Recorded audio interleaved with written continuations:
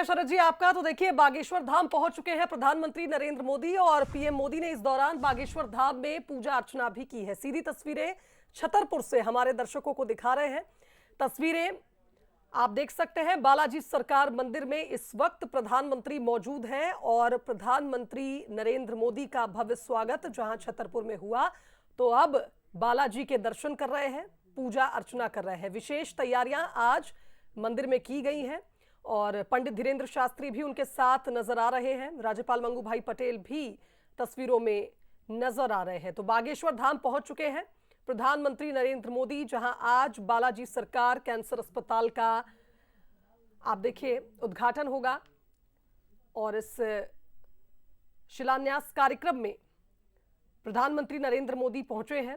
सबसे पहले बालाजी के दर्शन करेंगे और इस वक्त आप देखिए मंदिर में मौजूद हैं। बालाजी सरकार मंदिर में पूजा अर्चना कर रहे हैं, हनुमान जी से आशीर्वाद लेंगे, बालाजी से कि ये कैंसर अस्पताल हमेशा ही एक सौगात के रूप में उन तमाम कैंसर पेशेंट्स के लिए जिन्हें हर सुविधा यहां मिलेगी, क्योंकि एक सुपर स्पेशलिटी अस्पताल बनकर तैयार होगा जो मध्य प्रदेश में एक अलग तरह का अस्पताल होगा, एडवांस टेक्नोलॉजी से लेस, जहां विदेशी डॉक्टर्स भी सेवाएं देने पहुंचेंगे।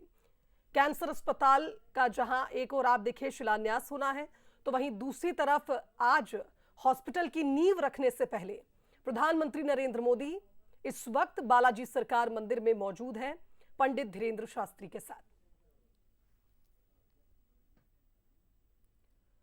तो बागेश्वर धाम में इस वक्त प्रधानमंत्री हैं और कुछ ही देर पहले आप देखिए छतरपुर पहुंचे थे और बालाजी सरकार की आरती उतार रहे हैं, उनसे आशीर्वाद ले रहे हैं।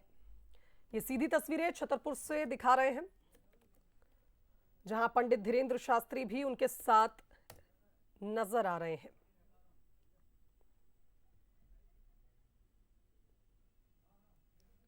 तो ये तस्वीरें छतरपुर से सामने आई हैं, जहां इस वक्त प्रधानमंत्री नरेंद्र मोदी बालाजी सरकार मंदिर में मौजूद हैं। और अब ये तस्वीरें आप देखिए उस मंच की जिस मंच पर एक भव्य कार्यक्रम होने जा रहा है और बालकानंद महाराज जी भी नजर आ रहे हैं तस्वीरों में। मंच सज चुका था और इंतजार था विशेष अतिथि प्रधानमंत्री का। और जरा इस भीड़ को देखिए, प्रधानमंत्री नरेंद्र मोदी को देखने के लिए, उन्हें सुनने के लिए बड़ी संख्या में यहां पर जनता पहुंची है।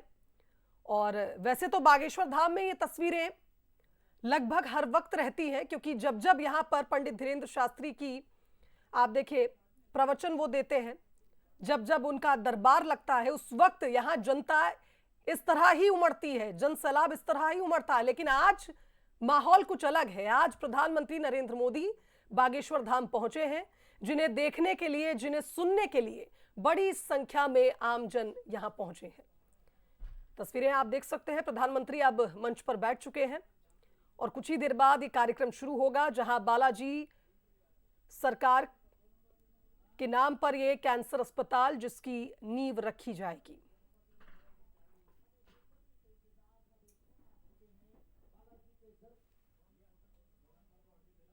भगवान से भेंट के उपरांत माननीय श्री नरेंद्र मोदी जी ऋषियों की इस तपोभूमि बागेश्वर धाम पर पधार चुके हैं। हम उनका हार्दिक अभिनंदन करते हैं। मैं आग्रह करता हूं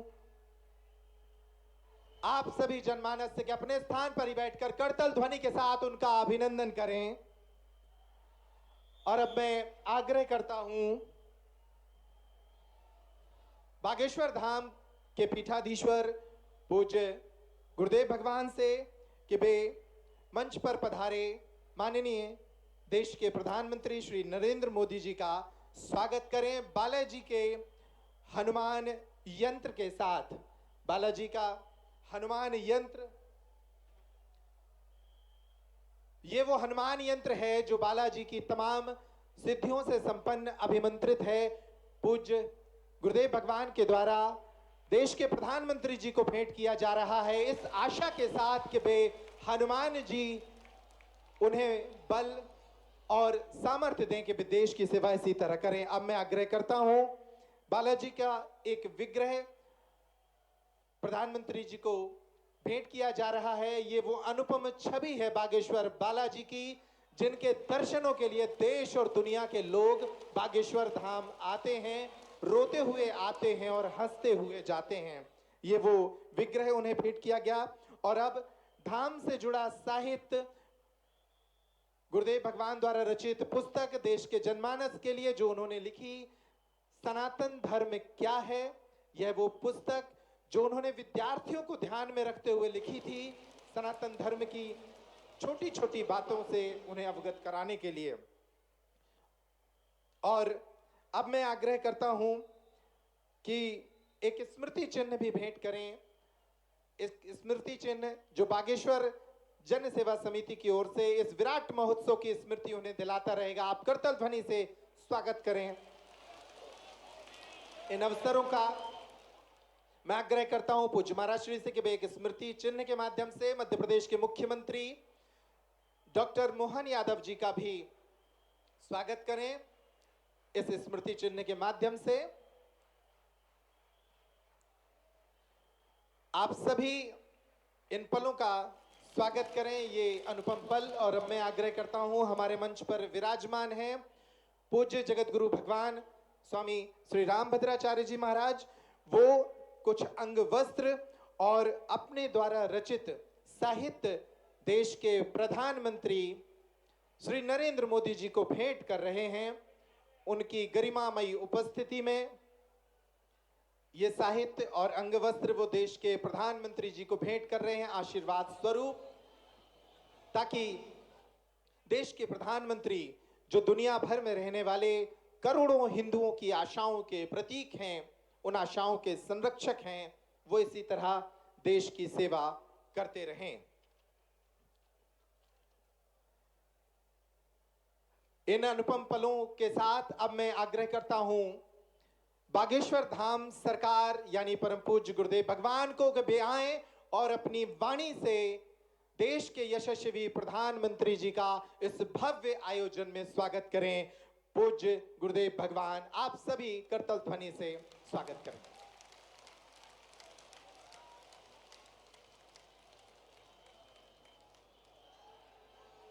जय श्री राम।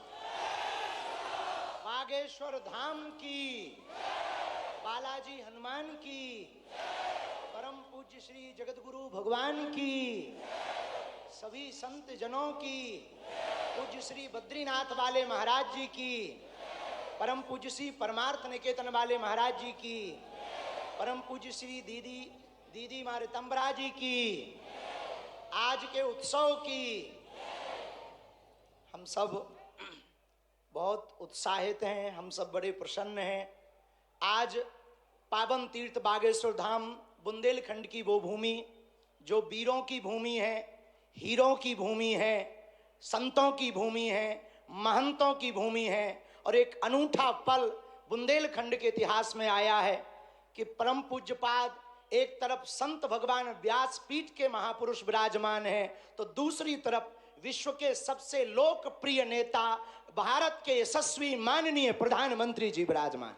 जोरदार ताली बजा करके हम सब पूरा बागेश्वर परिवार स्वागत करें। पीछे तक हम सब जोरदार ताली बजा करके आपका हरे हर बुंदेलखंड के प्रति लाड़ और प्यार बरसाने के लिए आए हुए हैं।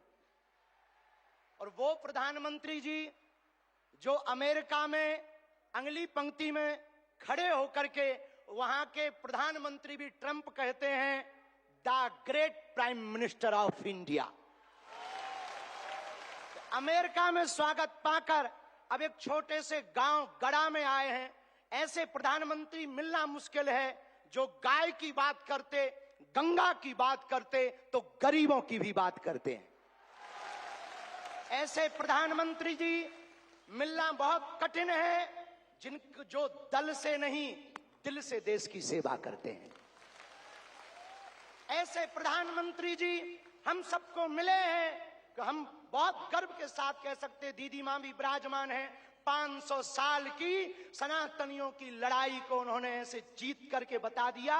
लोग कहते थे परंदा पर नहीं मारेगा, उन्होंने राम लला को भव्यता के साथ बैठा दिया।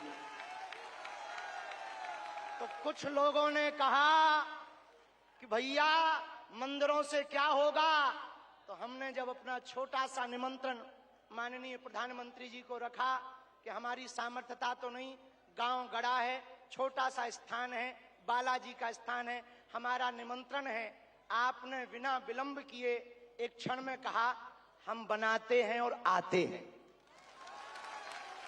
ये उदार था। हमें ये कहते हुए बहुत से लोग आज के बाद बहुत सी तरह तरह की बातें करेंगे, हमें उससे कोई फर्क नहीं पड़ता है। इसलिए फर्क नहीं पड़ता है कि हमने ऐसे प्रधानमंत्री को पाया है जो सरहद पर खड़े जवानों की बात करता है तो खेत में खड़े किसानों की बात करते हैं। हमने ऐसे प्रधानमंत्री को पाए हैं हम सब ने, जो संतों की भी चर्चा करते हैं, महंतों की भी चर्चा करते हैं, और ऐसे प्रधानमंत्री को हमने पाया है जिनका विजन और मिशन 2037 तक भारत को विकसित राष्ट्र के रूप में देखना चाहते हैं। आज एक नवाचार इस विकसित भारत में होने जा रहा। बुंदेलखंड की धरती से हमारे प्रियजनों, बागेश्वर धाम, पूरे भारत के लोगों, अभी तक अस्पतालों में मंदिर थे, अब मंदिर में अस्पताल होगा। और पूरे बुंदेलखंड के लिए ये सबसे बड़ा उपहार है, सबसे बड़ा वरदान है। आप जब से प्रधानमंत्री पद पर आसीन हुए श्री मोदी जी, तब से पाकिस्तान वाले भी कह रहे हैं कि हमें भी वापस मिला लो। ऐसी विकास की गति से भारत बढ़ रहा है, ऐसी गति से अपना देश चल रहा है। और एक बात बहुत हम विनम्रता पूर्वक आपको प्रार्थना करें, हमारे संत महात्मा विराजमान हैं, विदेशों से भी लोग यहाँ विराजमान हैं, एनआरआई सभी वर्गों के लोग हैं, यशस्वी माननीय मुख्यमंत्री जी हैं, हमारे क्षेत्रीय सांसद जी भी हैं। एक बात हम कह दें, विश्वामित्र का भारत विश्वमित्र की भूमिका निभा रहा है।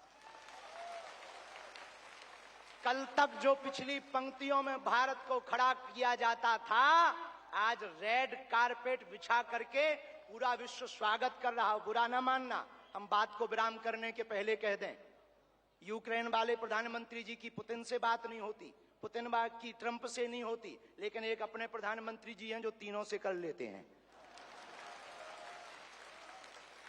और अद्भुत ये देखना, ये विश्वमित्र भारत है हमारा, जो वर्तमान में विश्वमित्र की भूमिका निभा रहा।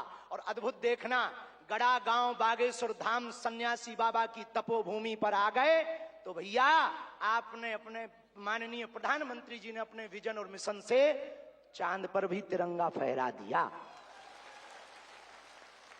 अब हम माननीय प्रधानमंत्री जी को कहें, आप जहां आए हैं, एक समय ऐसा था कि हमारे यहाँ विधायक भी 5 साल में एक बार आते थे। अब आप आ गए हैं तो हमें लगता हमारा बुंदेलखंड निश्चित रूप से आपको बहुत बहुत सब बधाई दे रहे हैं, आशीर्वाद दे रहे हैं, सब साधुवाद दे रहे हैं, सब आपके प्रति बहुत भाव प्रकट कर रहे हैं। अत्यधिक ना कहें, क्योंकि ज्यादा पूज्यपाद गुरुजी भी बैठे, ज्यादा कुछ बोल जाएंगे तो गड़बड़ हो जाएगा। लेकिन अंत में यही कहेंगे, आपका स्नेह जो बुंदेलखंड के प्रति है वो बना रहे, और हमारा बुंदेलखंड और हमारा देश आपके नेतृत्व में ऐसे ही दिशा और दशा सुधार करता हुआ विकसित राष्ट्रों में पहुंचे। हम साधु समाज और बुंदेलखंड वासी तो हम वो हैं कि राम जी को 14 साल का वनवास मिला था तो 12 साल यहीं रख लिया था चित्रकूट में। तो हम चाहेंगे कि आप ऐसे ही बार बार आते रहें। और पूरे बुंदेलखंड के लिए यह अस्पताल लगभग 2 से 3 वर्ष में पूर्ण करेंगे। सबके सहयोग से आप आ गए तो हो ही जाना है पूरा। और इसको मेडिकल कॉलेज बनाने का हमारा विचार है। और बालाजी पूर्ण करवाएंगे, सन्यासी बाबा का तप इसको पूर्ण करवाएंगे। अब अस्पतालों से कृपा भी मिलेगी, दवा भी मिलेगी, ज्ञान भी होगा तो विज्ञान भी होगा। और हम आपको निवेदन करें, अतिशयोक्ति हो जाए तो क्षमा करना, हमारे ब्याह में भले ही न आप आइयो, पर उद्घाटन में अगर समय मिल जाए तो आप पहुंचे। माननीय प्रधानमंत्री जी अभी जब माता जी को मिल रहे थे तो हमारी माता जी से कह रहे थे, हम तुम्हारी माता जी पर्ची खोल रहे। और माता जी से बोले, अब तुम्हारे मन में ये चल रहा है कि ब्याह हो जाए। उस वक्त तो हम नहीं कह पाए, तो हम कहेंगे हमारी बारात में आप भले ना।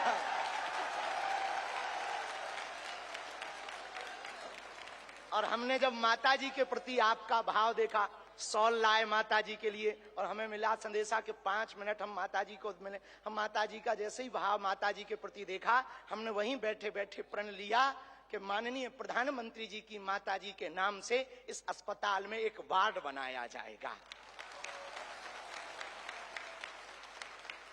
हमारे मन में ये आया, और बस यही कहेंगे, हम तो कुछ जानते नहीं हैं, ज्यादा पढ़े लिखे भी नहीं, अंत में यही कहेंगे, आप स्वस्थ रहें और आप ऐसे ही सत्ता में रहें, ताकि भारत ऐसे ही विकास करता रहे।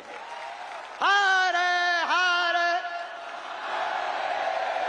बागेश्वर धाम की, सन्यासी बाबा की, दादा गुरु जी की। और भैया जी को आज के कार्यक्रम से बुरो लगे, उठटरी बराबर। इसी के साथ में जय श्री राम।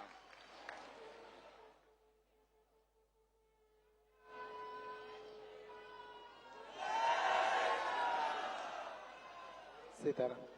हम सभी का मन हर्षित है, निश्चित रूप से यह अद्भुत क्षण है। और जिस तरह से देश के प्रधानमंत्री जी ने इस छोटे से गांव में आकर बुंदेलखंड का, पूरे मध्य प्रदेश का मान बढ़ाया है, निश्चित रूप से मध्य प्रदेश के मुख्यमंत्री भी हर्षित होंगे। मैं आमंत्रित करता हूं मध्य प्रदेश के मुख्यमंत्री डॉक्टर मोहन यादव जी को कि वे भी इस अनुपम क्षण पर अपना उद्बोधन हम सभी को प्रदान करें। डॉक्टर मोहन यादव जी।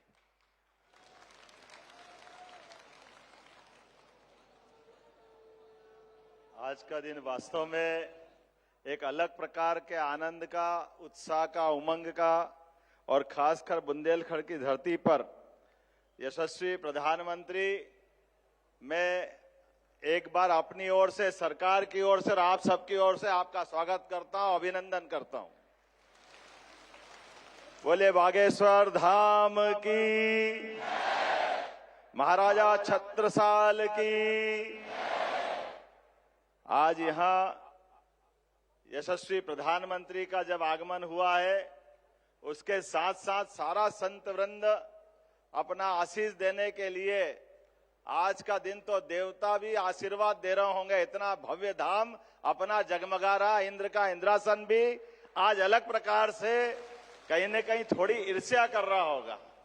हमारे बीच परम पूज्य जगत गुरु साध्वी दीदी, चिदम्बरम महाराज साहब, सभी संत वृंद, हमारे माननीय अध्यक्ष जी, माननीय गवर्नर साहब, यशस्वी प्रधानमंत्री के साथ जब विराजमान है, मैं थोड़ी धृष्टता के साथ कह रहा हूं कि हमारे लिए वास्तव में ये बुंदेलखंड के प्रति पहली बार हो रहा है यशस्वी प्रधानमंत्री का इतना स्नेह, कि हमारे लिए पहले यहाँ ये बुंदेलखंड की धरती यशस्वी प्रधानमंत्री के आने से केन बेतवा नदी के माध्यम से पूरे क्षेत्र के लिए जल की इतनी बड़ी सौगात दी, वाकई अद्भुत दी है।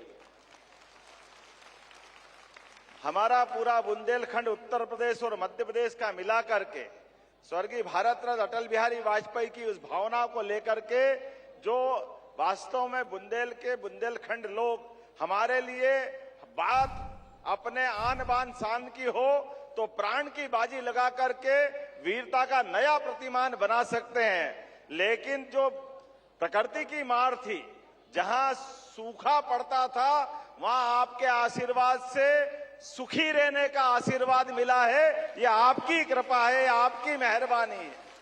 और उससे बड़ा, दो राज्यों के बीच, राजस्थान हो, मध्य प्रदेश हो, उत्तर प्रदेश हो, एकमात्र ये वाकई स्वर्णिम काल चल रहा माननीय प्रधानमंत्री जी, जिनके कारण, आपके कारण से सभी राज्यों के बीच ये अनावश्यक झगड़े और ये इनके बीच पानी के बंटवारों को लेकर पूरे दुनिया भर में भारत की खराब छवि बनती थी।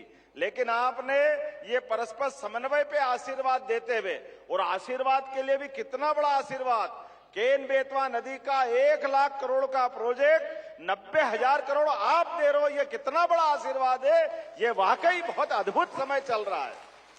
70,000 करोड़ का राजस्थान के साथ पार्वती कालीसिंध चंबल प्रोजेक्ट, लेकिन आपके आशीर्वाद से उसकी भी 90% राशि माननीय केंद्र सरकार के माध्यम से प्रधानमंत्री जी दे रहे हैं। ये वाकई अद्भुत समय चल रहा है। जो वसुदेव कुटुंबकम की बात हम सुनते थे, आपका मन कितना बड़ा है, कितना उदार है। कोविड के काल में आप देशवासियों की भी रक्षा करते और 40 से ज्यादा देशों में दवाई पहुंचा करके अपनी उस भावना का भी आप आशीर्वाद देते और हमारी सनातन संस्कृति की उस ध्वजा को दुनिया में पुनर्स्थापित करते। आज के इस अवसर पर मैं आपका और विनम्रता के साथ एक मेरे मन में भी और आप सबके मन में अलग से एहसास हुआ होगा। माननीय प्रधानमंत्री जी विकास के लिए हमको आशीर्वाद देने आए हैं, लेकिन विकास में मंदिरों का भी योगदान होना चाहिए, मंदिरों की भी अलग से दिशा होना चाहिए। ये दृष्टि देने का काम भी आप कर रहे हैं। यहाँ कैंसर रिसर्च सेंटर के स्थापना के साथ और महाराज जी तो अब और आगे बढ़ गए, मेडिकल कॉलेज का संकल्प ले रहे हैं। प्रधानमंत्री की मौजूदगी में ये बुंदेलखंड के अंदर सबसे बड़ी सौगात होगी। मैं पुनः आपका वंदन करता हूं, अभिनंदन करता हूं और धन्यवाद देता हूं। हमारे लिए आज यही समय है। मैं मान के चलता हूं, अयोध्या की बात आई, मैं बाबा महाकाल के महालोक का भी साक्षी था। माननीय प्रधानमंत्री जी के माध्यम से ये जो हमारे अपने धार्मिक आस्था के केंद्रों पर ये जो नवीन दृष्टि पड़ रही है कि हमारे आस्था के केंद्र भी जगमगाए, लेकिन जीवन उपयोगी उन सारी चीजों के प्रति भी ध्यान जाना चाहिए। ऐसे में हेल्थ डिपार्टमेंट को लेकर के हमारी सरकार ने भी पिछले दिनों आपके आशीर्वाद से सरकार बनने के बाद 3 मेडिकल कॉलेज का लोकार्पण किया है। 12 मेडिकल कॉलेज पीपीपी मॉडल पे आ रहे हैं, लेकिन सच में अपने मंदिरों में कैंसर हॉस्पिटल का आपने निर्माण कराने के लिए आशीर्वाद देने का जो हमको अवसर दिया, ये पूरे देश के लिए नई मिसाल बनेगा। नया एक प्रकार का आह्वान करते हुए कि आपका ये आशीर्वाद सदैव मिलता रहे। मैं मान के चलता हूं मध्य प्रदेश की धरती पर कई कारण से आपका आगमन आज हमारे लिए बहुत उल्लेखनीय है। कल आप ग्लोबल इन्वेस्टर समिट के माध्यम से विश्व के सभी उद्योगपतियों के साथ मध्य प्रदेश को आशीर्वाद देने के लिए, देश के अंदर भी देश के बाहर भी, और ये आपकी ही कुशल मार्गदर्शन है कि कहां 2014 में 11वें नंबर पर भारत का स्थान था, लेकिन समान रूप से सभी क्षेत्रों में काम करते हुए भारत अपने को 250 साल से ज्यादा गुलाम बनाने वाले इंग्लैंड को पीछे छोड़ करके 5वें स्थान पे लिया है। ये आपकी ही कृपा है, आपकी अपनी कुशल नेतृत्व क्षमता है। और निश्चित रूप से आपके नेतृत्व में अब जर्मनी और जापान भी ज्यादा देर नहीं लगेगी। आप सभी क्षेत्रों में जिस प्रकार से आशीर्वाद दे रहे हैं, मैं आपका पुनः वंदन करता हूं, अभिनंदन करता हूं और उम्मीद करता हूं कि आपका आशीर्वाद इसी प्रकार से मध्य प्रदेश को मिलता रहेगा। एक बार फिर मैं बागेश्वर धाम के महाराज जी को भी बधाई देता हूं, जिन्होंने मंदिर का काम आधा छोड़ करके पहले कैंसर हॉस्पिटल का काम हाथ में लिया है। मैं आपको भी बधाई देता हूं महाराज जी। आज का यही समय है जिसको माननीय प्रधानमंत्री जी के शब्दों में यही समय है, सही समय है। इससे अच्छा क्या समय हो सकता है। नेक काम को तुरंत करते हुए जो आपने अद्भुत एक नया संकल्प लिया है, हम सब आपके उस संकल्प के साथ रहेंगे। मैं पुनः महाराज जी का भी अभिनंदन करता हूं, जगत गुरु जी का भी प्रणाम करता हूं, सारे संत वृंद का प्रणाम करते हुए यशस्वी प्रधानमंत्री को पुनः धन्यवाद देता हूं। आपका ऐसा स्नेह मिलता रहे ताकि प्रगति के काम समान रूप से ऐसे हम चलाते रहें। बोलिए बागेश्वर धाम की, बोलिए बागेश्वर धाम की। और अब वह क्षण आ गया है जब देश के यशस्वी प्रधानमंत्री जी साधना से संपन्न इस धरती को मानव उपयोगी साधनों से संपन्न करने की शुरुआत करने जा रहे हैं। मैं आग्रह करता हूं वे डिजिटल शिलान्यास के लिए उन्हें एक रिमोट उपलब्ध कराया जाएगा। वे इस रिमोट के माध्यम से आपकी जो स्क्रीन है, जो मंच की एलईडी है, उस पर एक डिजिटल शिलान्यास होगा। आप सभी उस कैंसर अस्पताल की एक छोटी सी फिल्म को भी देखेंगे, उस शिला को भी देखेंगे और इसके साथ ही वो जो पूरा अस्पताल की जो परिकल्पना है वो आपके साथ है।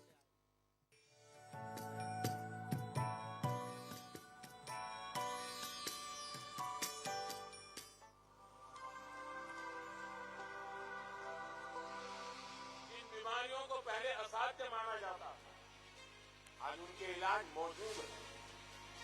दुनिया ट्रीटमेंट के साथ ही वेलनेस को महत्व दे रही है, और वेलनेस की बात होती है तो इसमें भारत के पास हजारों वर्ष पुराना अनुभव है।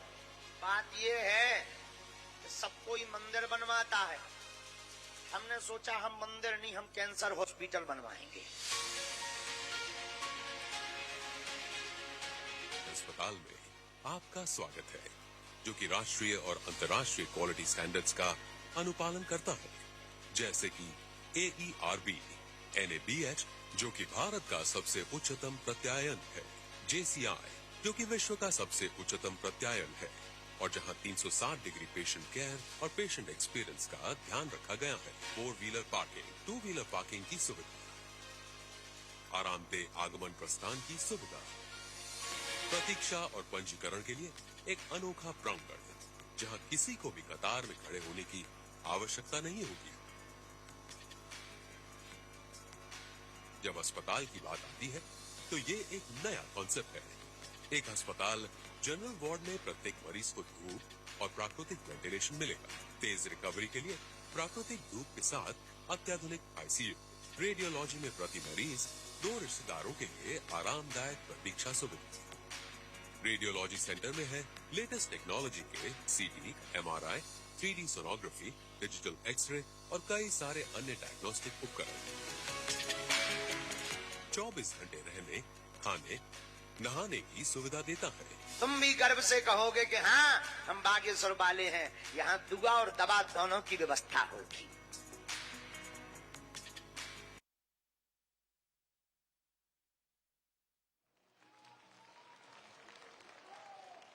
बोलिए बागेश्वर धाम की। ये फिल्म जरूर 2 मिनट की है, लेकिन ये 2 वर्ष पुराना संकल्प है और आने वाले 2 वर्षों में पूर्ण होगा और कई लोगों के काम आएगा। अब वो अवसर है जब हम सभी देश के यशस्वी प्रधानमंत्री जी को सुने। मैं उनसे आग्रह करता हूं कि वे पोडियम पर अपने उद्बोधन के लिए आए। हम सभी तब तक तालियां बजाएं, तब तक वो पोडियम पे ना पहुंचे। बोलिए भारत माता की, बोलिए जय श्री राम।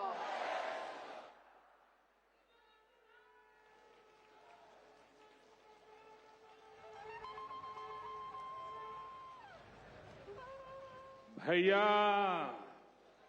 हराओ बोलो, मतंगेश्वर भगवान की, बागेश्वर धाम की, जय जटाशंकर धाम की। अपुन औरण खान मोरी तरफ से 2 ही हाथ जोड़ के राम राम जो। कार्यक्रम में उपस्थित मध्य प्रदेश के गवर्नर श्री मंगू भाई पटेल, मुख्यमंत्री भाई मोहन यादव जी, जगत गुरु पूज्य रामभद्राचार्य जी, बागेश्वर धाम के पीठाधीश्वर श्री धरेंद्र शास्त्री जी, दीदी मां साध्वी ऋतंबरा जी, स्वामी चिदानंद सरस्वती जी, महंत श्री बालक योगेश्वर दास जी, इसी क्षेत्र के सांसद विष्णुदेव शर्मा जी, अन्य महानुभाव और प्यारे भाई और बहनों, बहुत ही कम दिनों में मुझे दूसरी बार वीरों की इस धरती बुंदेलखंड आने का सौभाग्य मिला है। और इस बार तो बालाजी का बुलावा आया है।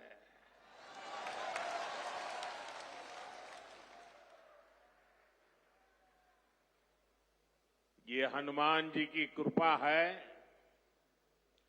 कि आस्था का ये केंद्र अब आरोग्य का केंद्र भी बनने जा रहा है। अभी मैंने यहां Shri Bageshwar Dham medical science and research institute का भूमि पूजन किया है। ये संस्थान 10 एकड़ में बनेगा। पहले चरण में ही इसमें 100 बेड्स की सुविधा तैयार होगी। मैं इस पुनीत कार्य के लिए श्री धीरेन्द्र शास्त्री जी का अभिनंदन करता हूं और बुंदेलखंड के लोगों को बहुत बहुत बधाई देता हूं। साथियों, आजकल हम देखते हैं कि नेताओं का एक वर्ग ऐसा है जो धर्म का मखौल उड़ाता है, उपहास उड़ाता है, लोगों को तोड़ने में जुटा है और बहुत बार विदेशी ताकतें भी इन लोगों का साथ देकर देश और धर्म को कमजोर करने की कोशिश करती दिखती है। हिंदू आस्था से नफरत करने वाले ये लोग सदियों से किसी न किसी भेष में रहते रहे हैं। गुलामी की मानसिकता से घिरे हुए लोग हमारे मत, मान्यताओं और मंदिरों पर, हमारे संत, संस्कृति और सिद्धांतों पर हमला करते रहते हैं।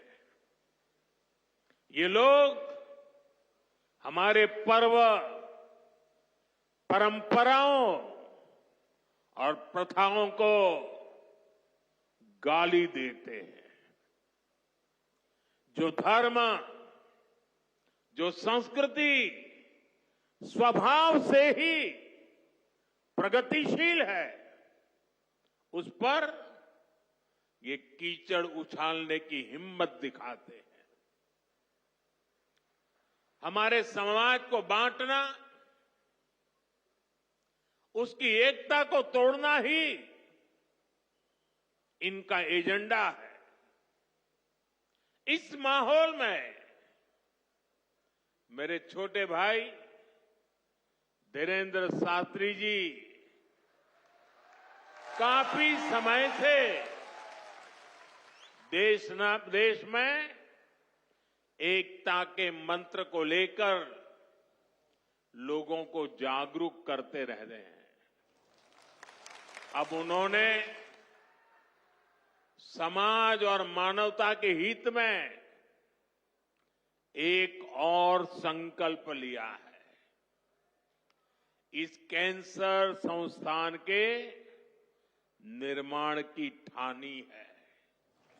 यानी अब यहां बागेश्वर धाम में भजन, भोजन और निरोगी जीवन तीनों का आशीर्वाद मिलेगा। साथियों, हमारे मंदिर, हमारे मठ, हमारे धाम, ये एक और पूजन और साधना के केंद्र रहे हैं, तो दूसरी ओर विज्ञान और सामाजिक चिंतन के भी, सामाजिक चेतना के भी केंद्र रहे हैं। हमारे ऋषियों ने ही हमें आयुर्वेद का विज्ञान दिया। हमारे ऋषियों ने ही हमें योग का वो विज्ञान दिया जिसका परचम आज पूरी दुनिया में लहरा रहा है।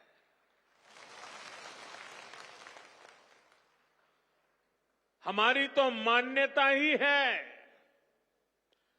परहित सरिस धर्म नहीं भाई, अर्थात दूसरों की सेवा, दूसरों की पीड़ा का निवारण ही धर्म है। इसलिए नर में नारायण, जीव में शिव, इस भाव से जीव मात्र की सेवा, यही हमारी परंपरा रही है। आजकल हम देख रहे हैं महाकुंभ की हर तरफ चर्चा हो रही है। महाकुंभ अब पूर्णता की ओर है। अब तक करोड़ों लोग वहां पहुंच चुके हैं। करोड़ों लोगों ने आस्था की डुबकी लगाई है, संतों के दर्शन किए हैं। अगर इस महाकुंभ की तरफ नजर करें तो सहज भाव उड़ जाता है, ये एकता का महाकुंभ है। आने वाली सदियों तक 144 वर्ष के बाद हुआ ये महाकुंभ एकता के महाकुंभ के रूप से प्रेरणा देता रहेगा और देश की एकता को मजबूती देने का अमृत परोसता रहेगा। लोग सेवाभाव से लगे हुए, जो भी कुंभ में गया है,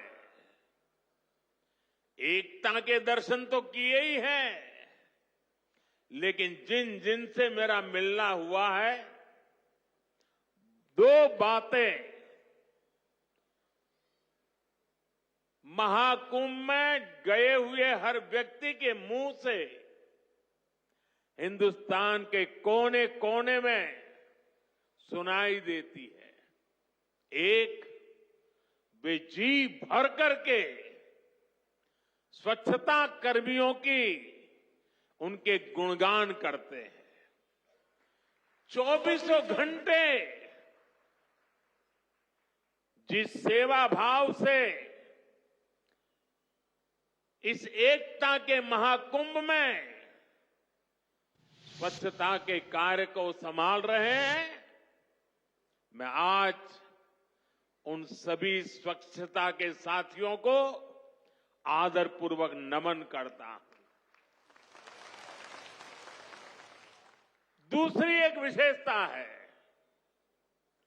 जो हमारे देश में बहुत कम सुनने को मिलती है,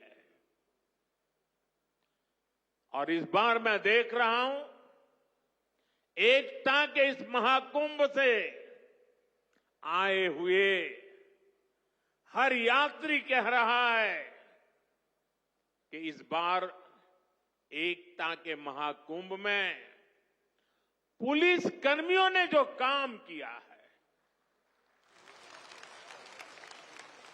एक साधक की तरह, एक सेवाव्रती की तरह पूरी नम्रता के साथ देश के कोटि कोटि जनों को संभालना, इस एकता के महाकुंभ में जिन पुलिस कर्मियों ने देश के लोगों का दिल जीत लिया है, वे भी बधाई के पात्र है। लेकिन भाइयों बहनों, प्रयागराज के इसी महाकुंभ में इसी सेवा भावना के साथ अनेक विध समाज सेवा के प्रकल्प चल रहे हैं, जिसकी तरफ मीडिया का तो ध्यान जाना बड़ा मुश्किल है, लेकिन ज्यादा चर्चा भी नहीं हुई है। अगर मैं सभी इस सेवा प्रकल्पों की चर्चा करूं तो शायद मेरा अगला कार्यक्रम डिस्टर्ब हो जाएगा, लेकिन मैं एक का उल्लेख करना चाहता हूं। इस एकता के महाकुंभ में नेत्र महाकुंभ चल रहा है। इस नेत्र महाकुंभ में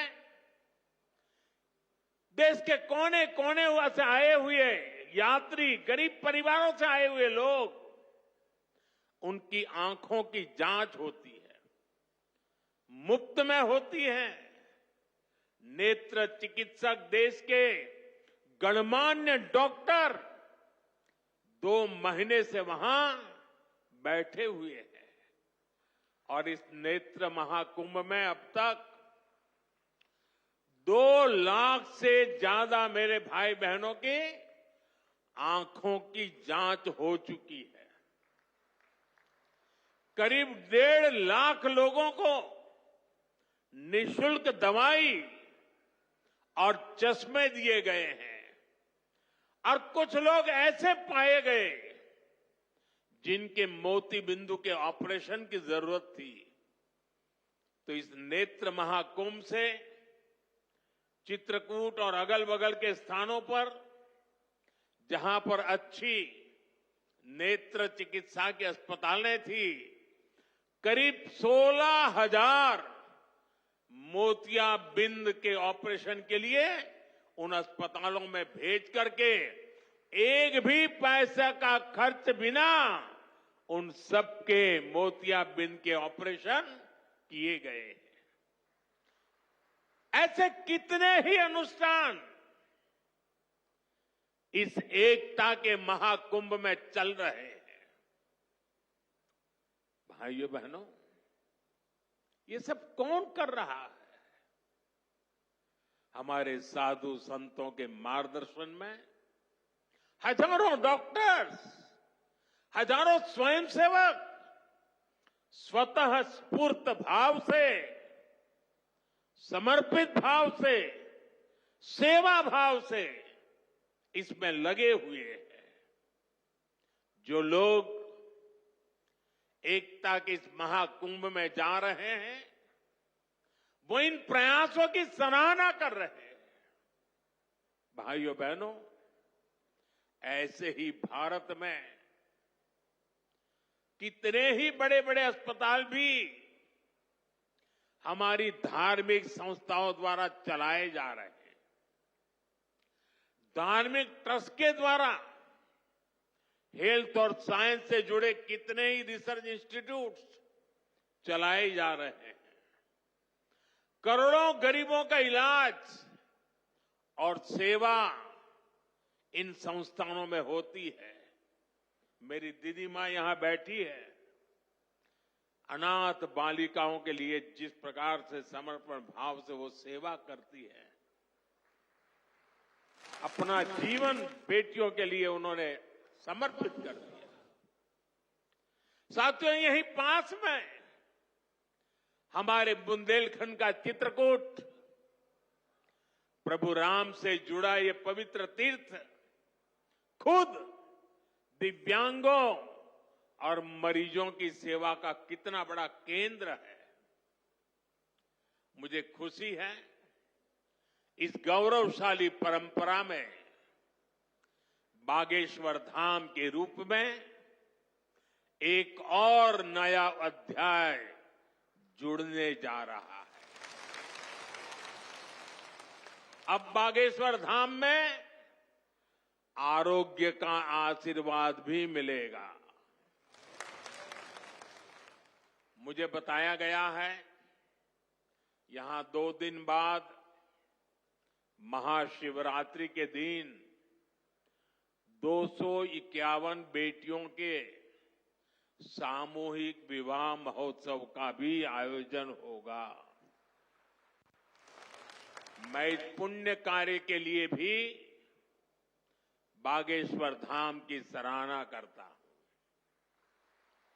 मैं सभी नवविवाहिता दंपतियों को, मेरी बेटियों को सुंदर और सुखी जीवन के लिए अग्रिम बधाई देता हूं, हृदय से आशीर्वाद देता हूं।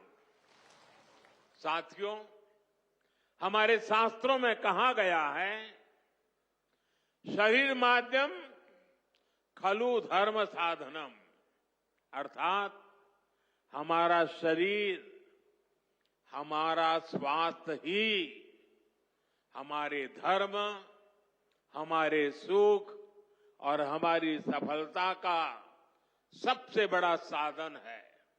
इसलिए जब देश ने मुझे सेवा का अवसर दिया तो मैंने सबका साथ सबका विकास के मंत्र को सरकार का संकल्प बनाया और सबका साथ सबका विकास के इस संकल्प का भी एक बड़ा आधार है सबका इलाज, सबको आरोग्य। इस विजन को पूरा करने के लिए हम अलग अलग स्तर पर फोकस कर रहे हैं। हमारा फोकस है बीमारी से बचाव पर। आप मुझे बताइए, यहां स्वच्छ भारत अभियान के तहत टॉयलेट, शौचालय हर गांव में बने हैं कि नहीं बने हैं? इससे आपकी मदद हुई कि नहीं हुई? आपको पता है, शौचालय बनने से एक और फायदा हुआ है। शौचालय बने हैं तो गंदगी से होने वाली बीमारियां भी कम हुई है। एक स्टडी कहती है, जिन घरों में शौचालय बने हैं वहां हजारों रुपये बीमारी पर खर्च होने से बचे हैं। साथियों, 2014 में हमारी सरकार आने से पहले हालात ये थी कि देश में गरीब जितना बीमारी से नहीं डरता था, उससे ज्यादा डर उसे इलाज के खर्च से लगता था। अगर परिवार में कोई एक व्यक्ति भी गंभीर बीमारी का शिकार हो जाए तो पूरा परिवार संकट में आ जाता था। मैं भी आप सब की तरह गरीब परिवार से निकला हूं। मैंने भी इन तकलीफों को देखा है और इसलिए मैंने संकल्प किया है, मैं इलाज का खर्च कम करूंगा और आपकी जेब में ज्यादा से ज्यादा पैसे बचाऊंगा।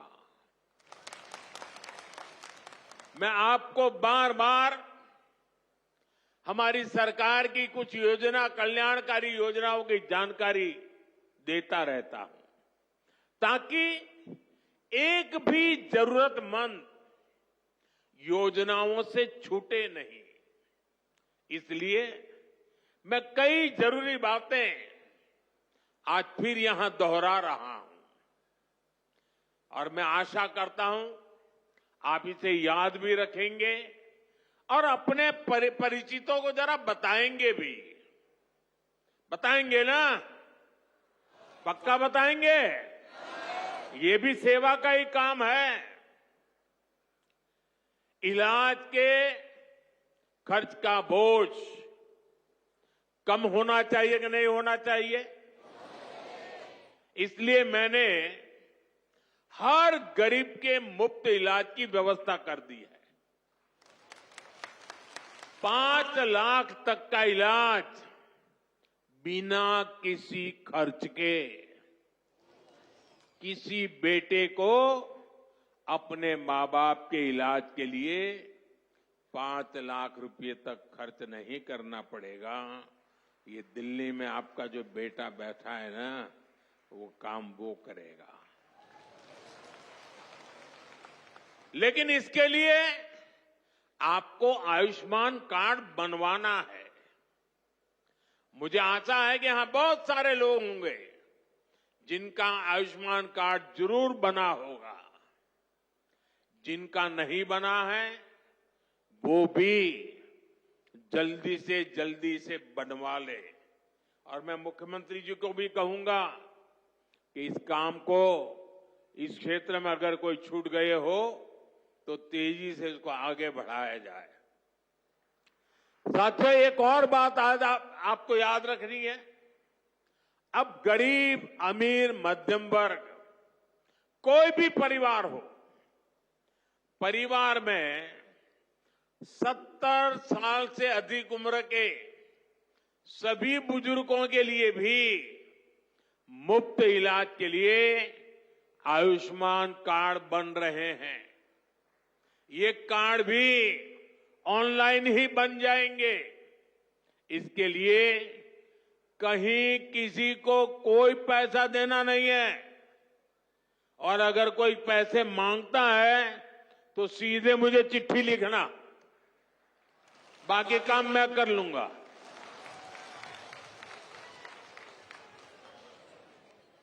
अगर कोई पैसा मांगता है तो क्या करेंगे आप? लिखेंगे?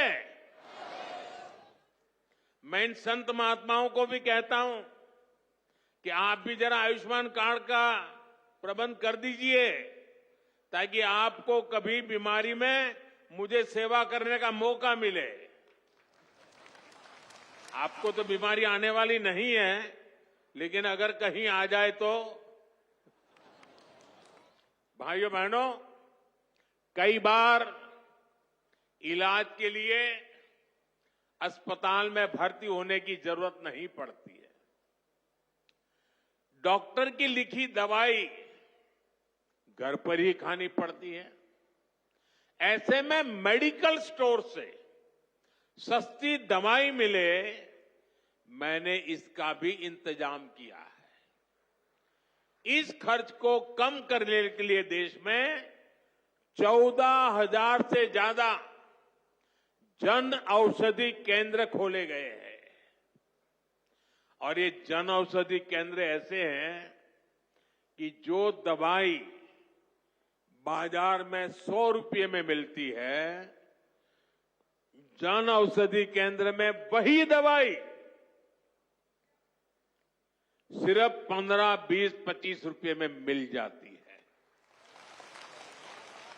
अब आपका पैसा बचेगा कि नहीं बचेगा?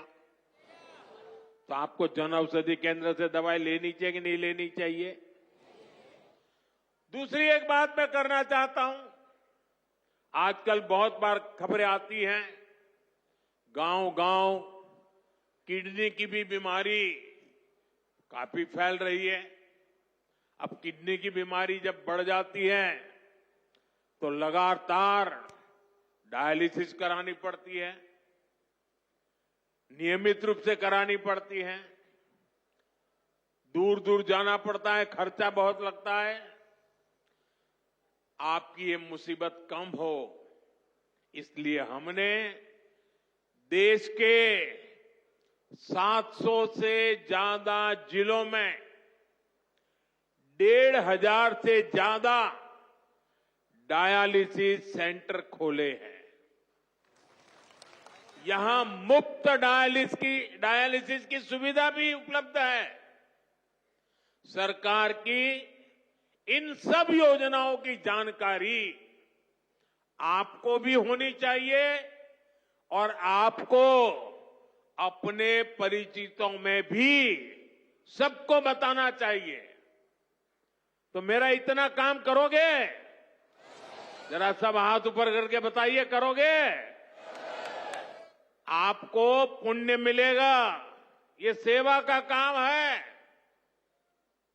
साथियों, बागेश्वर धाम में कैंसर मरीजों के लिए इतना बड़ा अस्पताल खुलने जा रहा है, क्योंकि कैंसर अब हर जगह बड़ी परेशानी बन रहा है। इसलिए आज सरकार, समाज, संत सब कैंसर के खिलाफ लड़ाई में मिलकर प्रयास कर रहे हैं। भाइयों बहनों, मुझे पता है गांव में अगर किसी को कैंसर हो जाए तो उससे लड़ना कितना मुश्किल होता है। पहले तो बहुत दिनों तक पता ही नहीं चलता कि कैंसर हुआ है। बुखार और दर्द की घरेलू दवाएं ही आमतौर पर लोग लेते रहते हैं और कुछ लोग तो पूजा जाप में चले जाते हैं, किसी तांत्रिकों के हाथ में फंस जाते हैं। जब तकलीफ बहुत बढ़ जाती है या गांठ दिखने लगती है तब जाकर बाहर दिखाते हैं, तब पता चलता है कि कैंसर हुआ है। और कैंसर का नाम सुनते ही पूरे घर में मातम छा जाता है, सब कोई घबरा जाता है, सारे सपने चूर चूर हो जाते हैं और ये भी समझ नहीं आता कि कहां जाना है, कहां इलाज कराना है। ज्यादातर लोगों को दिल्ली मुंबई का ही पता होता है। इसलिए हमारी सरकार इन सब तकलीफों के समाधान में लगी है। इस साल जो बजट आया है उसमें भी कैंसर से लड़ने के लिए कई सारी घोषणाएं की गई है और मोदी ने तय किया है कि कैंसर की दवाओं को और सस्ता किया जाएगा। अगले 3 साल में देश के हर जिले में कैंसर डे केयर सेंटर खोले जाएंगे। डे केयर सेंटर में जांच भी होगी और आराम करने की सुविधा भी होगी। आपके पड़ोस में ही जो जिला अस्पताल है, चिकित्सा केंद्र हैं, वहां कैंसर क्लिनिक भी खोले जा रहे हैं।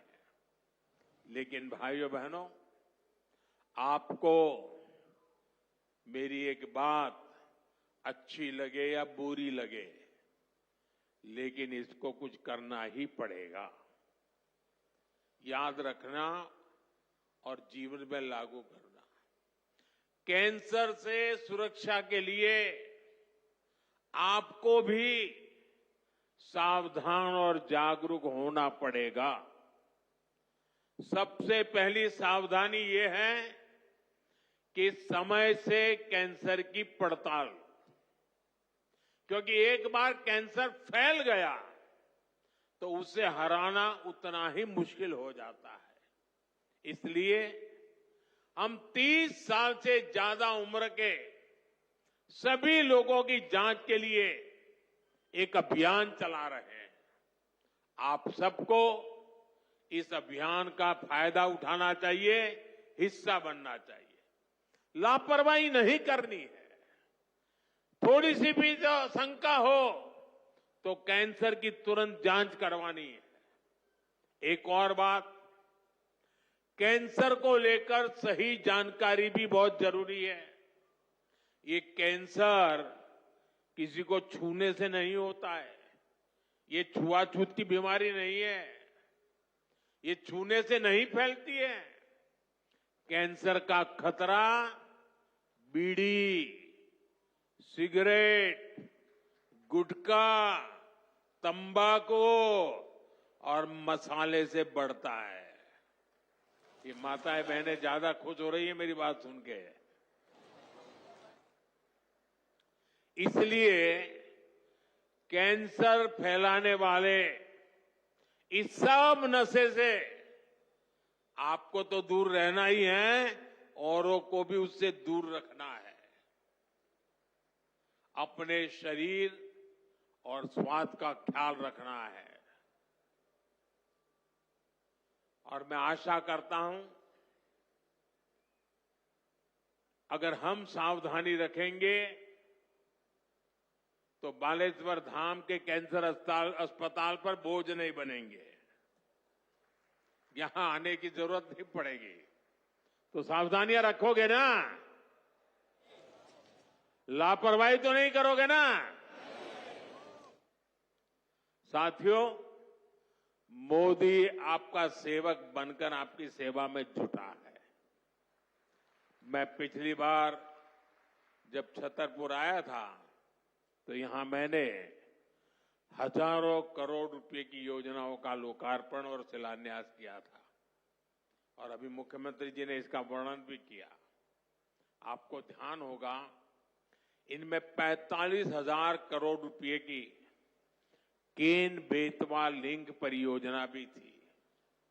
ये परियोजना कितने दशकों से लटकी हुई थी, कितनी सरकारें आई चली गई, हर पार्टी के नेता भी बुंदेलखंड आते थे, लेकिन यहां पानी की किल्लत बढ़ती ही चली गई।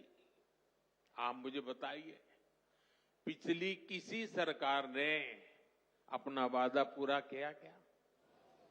ये काम भी तब शुरू हुआ जब आपने मोदी को आशीर्वाद दिया। पीने का पानी और उसका संकट दूर करने के लिए भी तेजी से काम हो रहा है। जल जीवन मिशन यानी हर घर जल परियोजना के तहत बुंदेलखंड के गांव-गांव में पाइप से पानी पहुंचाया जा रहा है। गांव में पानी पहुंचे, हमारे किसान भाई बहनों की तकलीफ दूर हो, उनकी आय बढ़े, हम इसके लिए दिन रात मेहनत कर रहे हैं।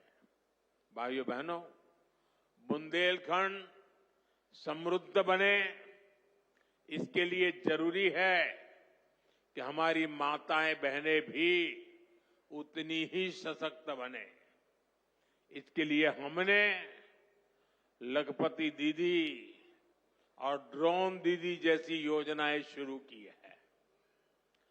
हम 3 करोड़ बहनों को लखपति दीदी बनाने का लक्ष्य लेकर चल रहे हैं। बहनों को ड्रोन उड़ाने की ट्रेनिंग भी दी जा रही है। बुंदेलखंड में सिंचाई का पानी पहुंचेगा, बहनें ड्रोन से फसलों पर छिड़काव करेगी, खेती में मदद करेगी, तो हमारा बुंदेलखंड समृद्धि के रास्ते पर तेजी से आगे बढ़ेगा। भाइयों बहनों, गांव में ड्रोन तकनीक से एक और बड़ा जरूरी काम हो रहा है।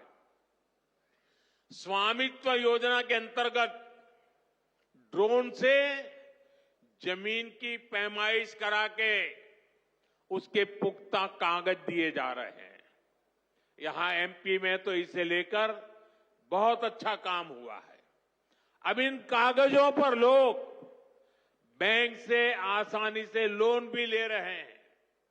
ये लोन रोजगार धंधे में काम आ रहा है, लोगों की आय बढ़ रही है।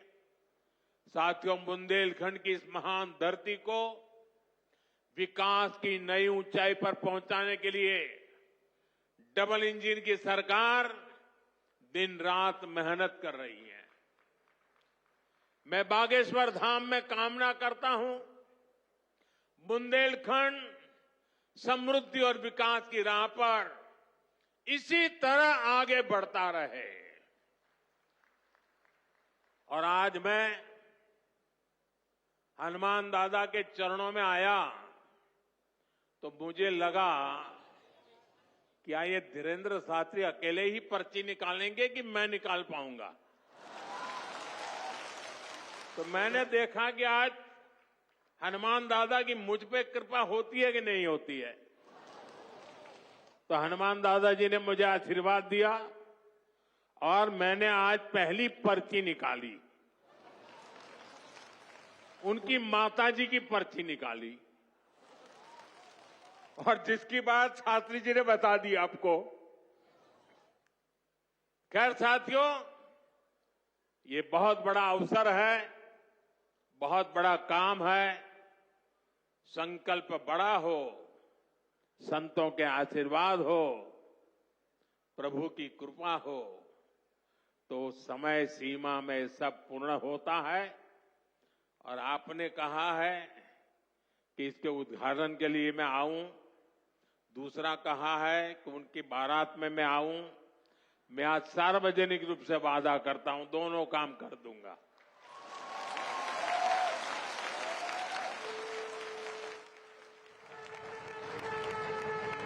आप सभी को एक बार फिर मेरी बहुत बहुत शुभकामनाएं, बहुत बहुत धन्यवाद। हर हर महादेव।